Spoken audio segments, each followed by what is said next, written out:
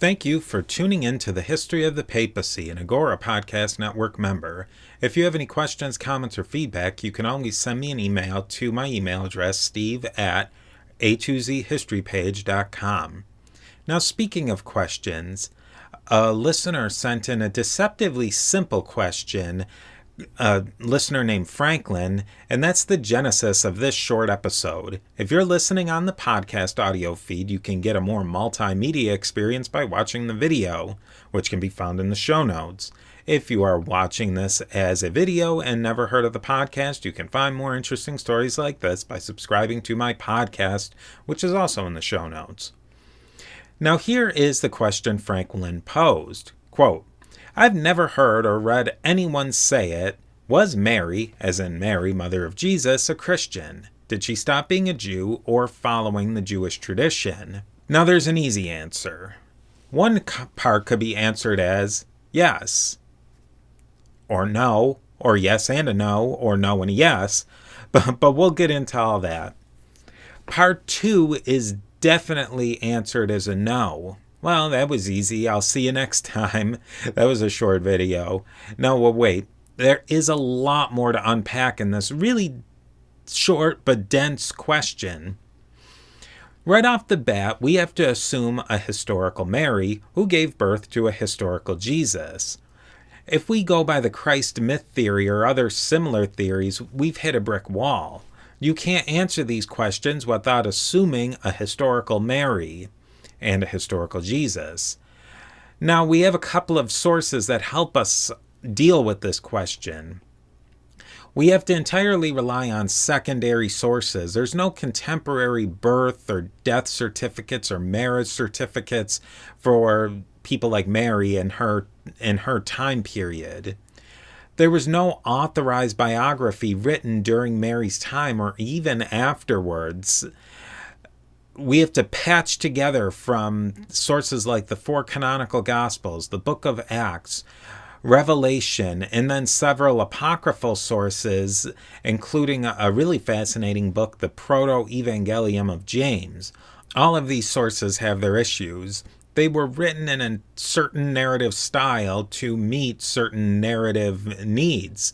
So that's why we have to use them very carefully to get to a historical question. Now, really quickly, who was Mary? Mary was Jesus' mother.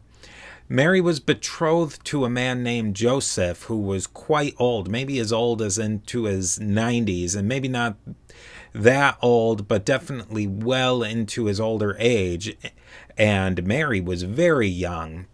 As was custom of the day, she was probably somewhere in between the ages of 11 and 13. She became pregnant before she officially was married to Joseph. Now that was controversial to say the least. She had a baby, Jesus, who was eventually accepted by Joseph and his family. By all accounts, she had a good relationship with Jesus in the early part of his career. According to some of the Gospels, the relationship got a little rocky toward the middle, but by the end, when Jesus was put upon the cross and during his death and execution scenes in the Gospels, Mary was right there. All of the Gospel accounts include some version of this basic information, a little more, a little less. The Gospel of John is where things get interesting for our question. In John chapter 19, Jesus told his beloved disciple to take care of his mother. In this context, beloved disciple is generally understood to be the Apostle John. Jesus put his mother into the care of one of his top lieutenants. That's basically what he did in this situation on his deathbed. Jesus dies on the cross, according to the biblical accounts, and he rises from the dead. Now that's another one, take it or leave it. But what's interesting in the narrative sense is that Jesus visits several of his disciples, but there's no record of him visiting Mary, which is odd. Now that could be because we're not dealing with something that's written as a historical biographical account.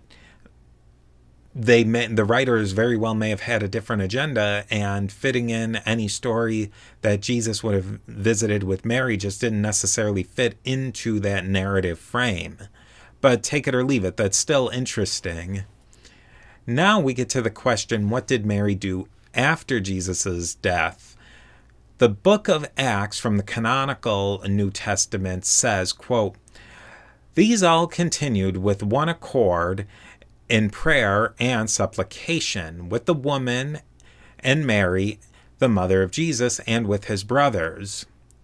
Mary is the only woman specifically mentioned to be in what's referred to as the upper room. This was the room where the leading apostles and disciples of Jesus frequently met in Jerusalem, and where the first Pentecost, the first Christian Pentecost, happened.